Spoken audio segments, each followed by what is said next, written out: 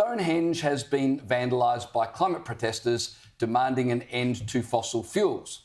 So you see the connection, right? It's obvious, a 5,000-year-old stone structure and gas and oil. If you can't see the connection, it's because you're normal, unlike Just Stop Oil protesters who believe the best way to protest and vandalism against the environment is by themselves vandalising the environment. Have a look at what they did.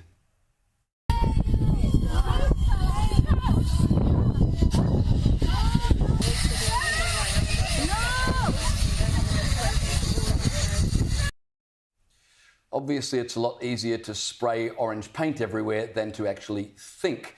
And it begs the question, how did they get to the Stonehenge site anyway? Did they walk? Did they take horseback?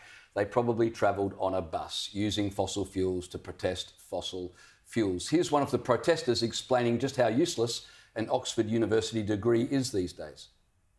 My name's Neve, I'm 21 and I'm a student at the University of Oxford.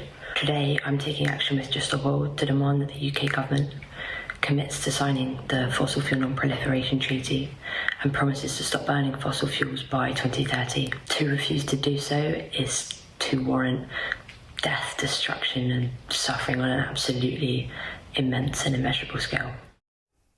Liz, the Vice-Chancellor at Oxford University must have his head in his hands thinking... Do not no! say you're from Oxford. Please do not say you're from Oxford. No, actually, Oxford these days is probably celebrating that person. It's very confusing, though. It's all in a whisper. Yeah. I'm doing this because the end of the world is nigh and suffering will be terrible. And to be honest, I wish we never talked about these people. Because they know that spraying orange corn flour, which is what it was, it will wash off in the rain, on Stonehenge and all the other antics that they get up to, whether it's defacing priceless artworks or gluing themselves to roads and just typically being menaces upon an unsuspecting society trying to go about their day.